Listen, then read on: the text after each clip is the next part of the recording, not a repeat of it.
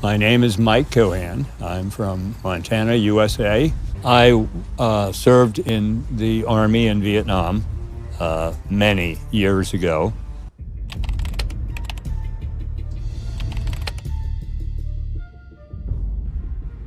So what has been done to you is the greatest injustice. I have this, and I want to give it to Ukraine.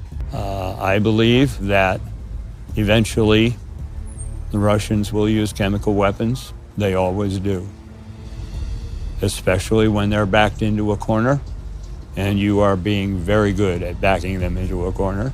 And I want to help you to prepare for it.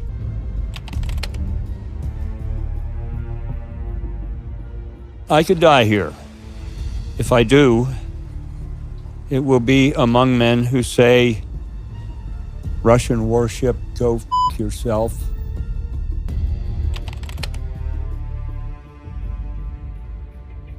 Putin made the mistake of sending slaves to conquer free men. You've had 30 years of freedom, and you love it. You're not going to give it up. Not in 3 days, not in 5 days, not ever, not ever.